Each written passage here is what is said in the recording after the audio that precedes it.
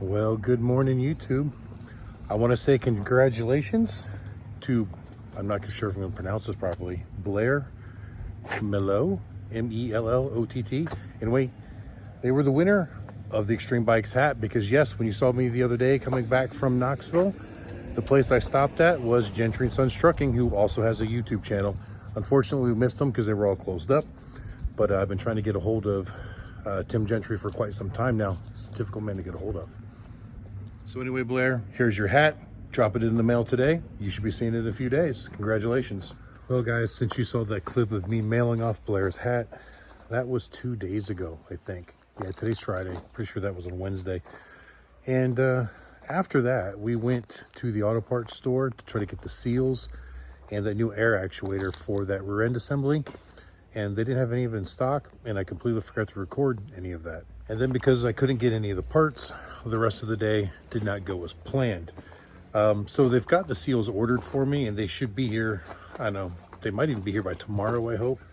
But as far as this air solenoid goes, we didn't have much luck with that. So the gentleman at CarQuest looked it up, and he had to call a few places, and they finally found some place that had it, supposedly. I haven't seen it yet, but it was like $450 to replace this, which I think was a mistake because with my online searches, they aren't anywhere near that price.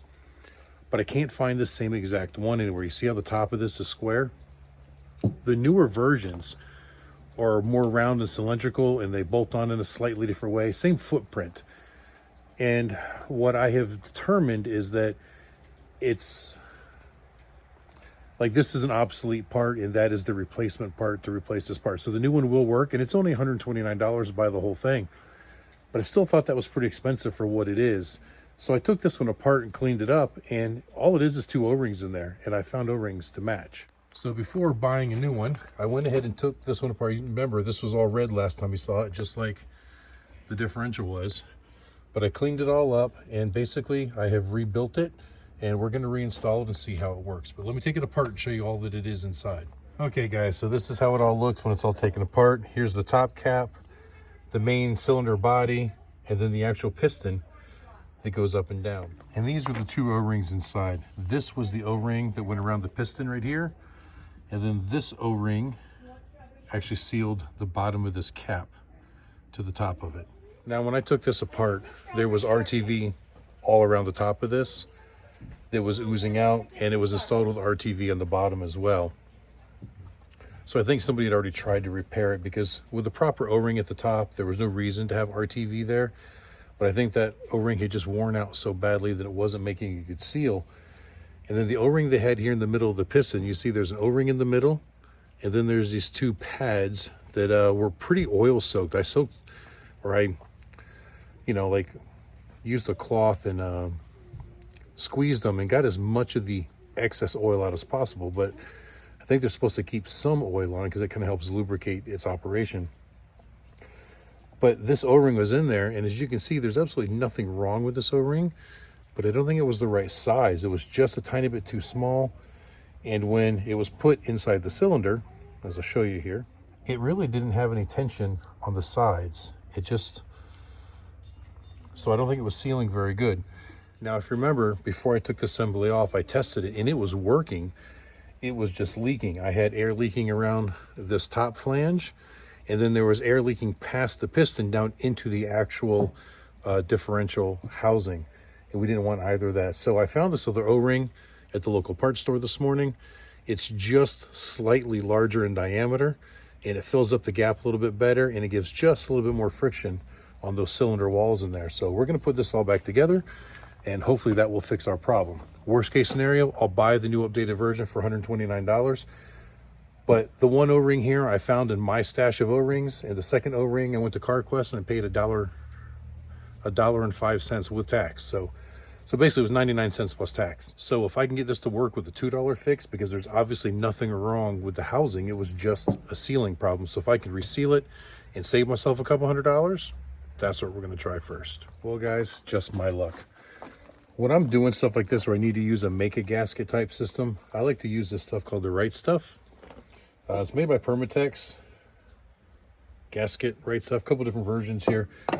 But unfortunately, one of the downsides to me going out of town a lot is this stuff sits on a shelf, and when I need to use it, it's no good anymore. So I'm gonna have to run to the store and get some more of that before I can do the assembly on this. All right, guys, I run into town, get some more of that Right Stuff gasket maker. Man, this stuff gotten expensive. There's 2 tubes of it, total of what, 13 ounces? $52. Not cheap, but the stuff is really, really good. But I thought, while I'm in town, this truck is just awful looking. There's like mold and mildew and stuff on it. And they just opened up a new car wash while we were out of town. Never used it yet. I'm gonna run the truck through and see if they're any good. Before I do, I'll show you how dirty it is. I mean, obviously the mud, but you can see some of the mold and the mildew in some of these areas here. That's actually mildew on the side of the truck.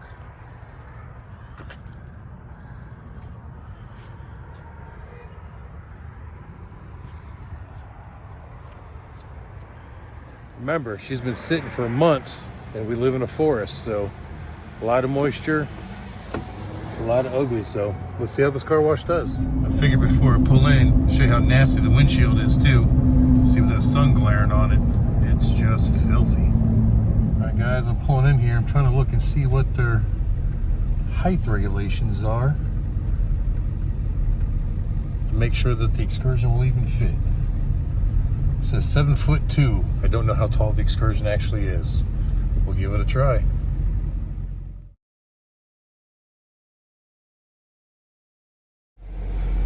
Well, guys, when I pulled up to the thing, they've got that little height gauge hanging from the top, and the truck body cleared. The roof rack hit it. So I talked to the guy that was there, and I said, do you think that'll matter? He goes, I don't know. We'll give it a try.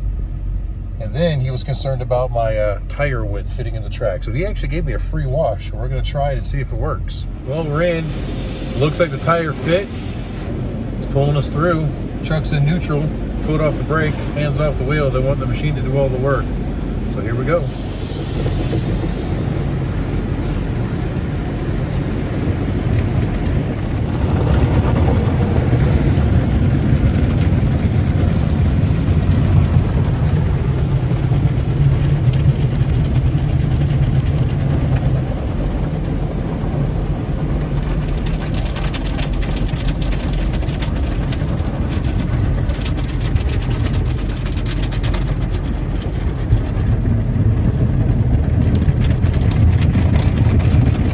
So far, so good. And the only downside I see is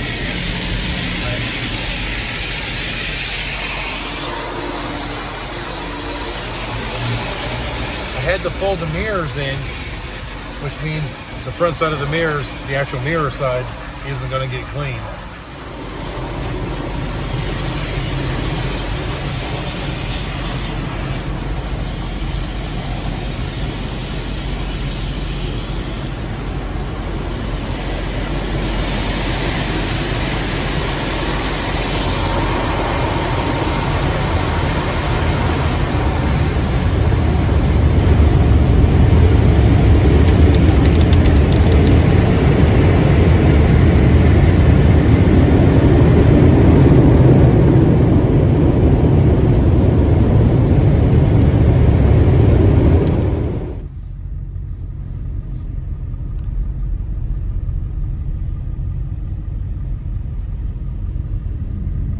Well, guys, it worked, and gotta get out and open the mirrors back up because I had to close them. All in all, truck doesn't look half bad. I know it's not going to be perfect. You can see behind me, they've got all the vacuum stations too, but I don't have time to vacuum it right now. Let's get back to the house. All right, guys, we're back out to the house. I think I need to clarify something.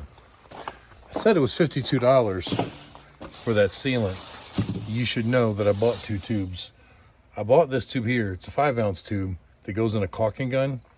I'm not going to use that today, but when we go to put this back in, this is what we'll use along this surface here to make sure that it seals to the rear end housing very good. And then I also got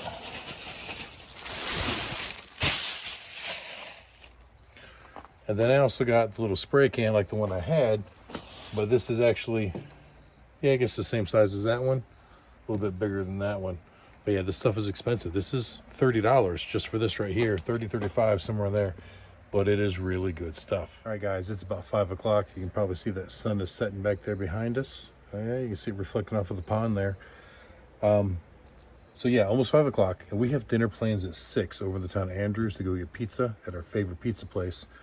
Katie's brothers are in town, so we're gonna go out to dinner with them. So I've only got a few minutes to get this done, so let's do it real quick. It shouldn't take but a few minutes to put this on.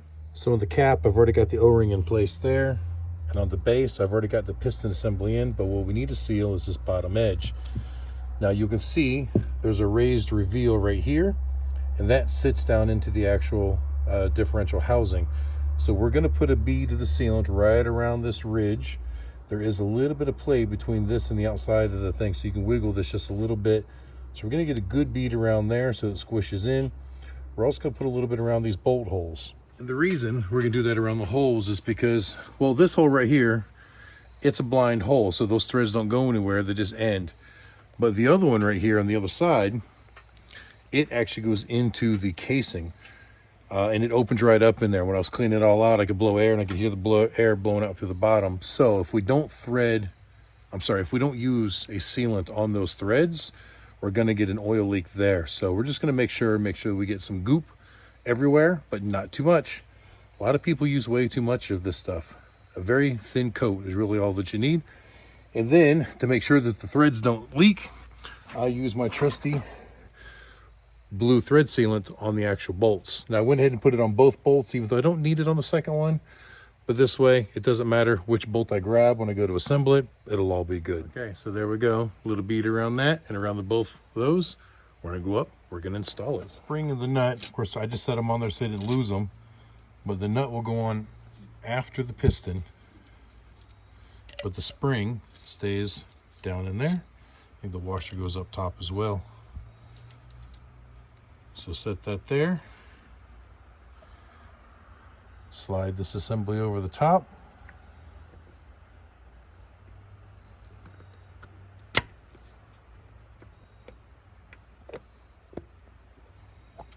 Need to make sure that this is pulled up all the way. All right, guys, I had to use 2 hands to be able to keep that from falling down in while I was putting it on, but now that's on. Drop on the washer and the nut. And then we'll start our 2 attachment bolts.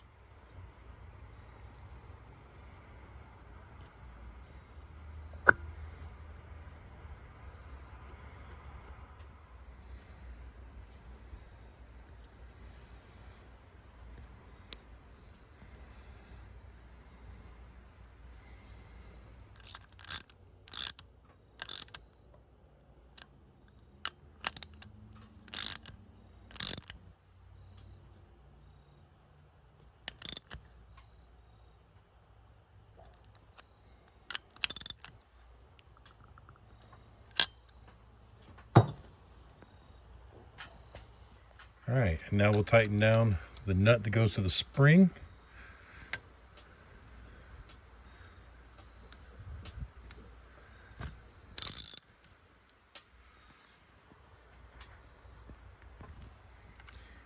All right, that's good.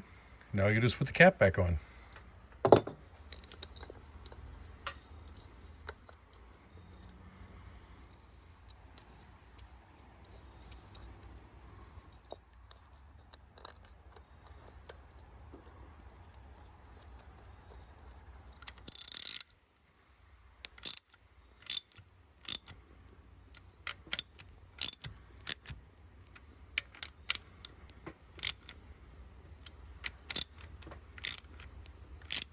Well, guys, that's it. It's all back together. Even with recording it, it only took 4, maybe 5 minutes. So in actuality, it should have only taken 2 or 3 minutes to put the whole thing together.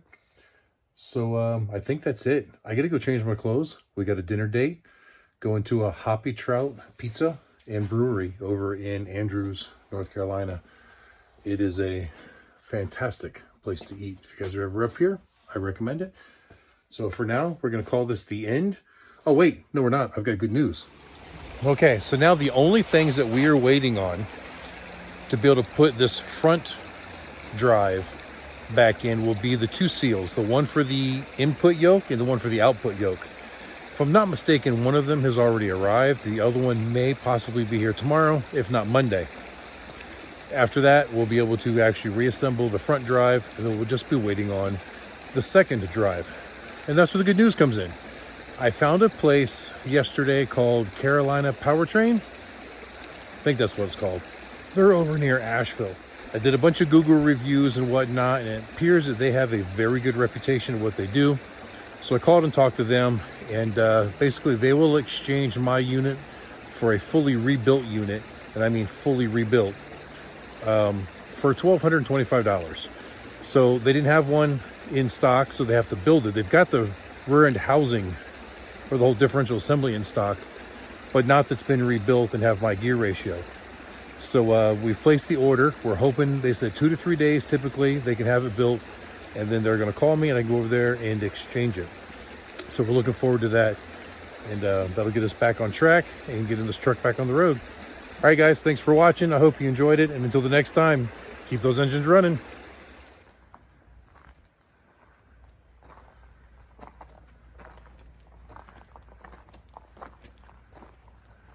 Definitely looks better, but it's definitely not perfect either. But also, you guys notice, getting our Christmas lights up as well. Holiday season, making me a little happy.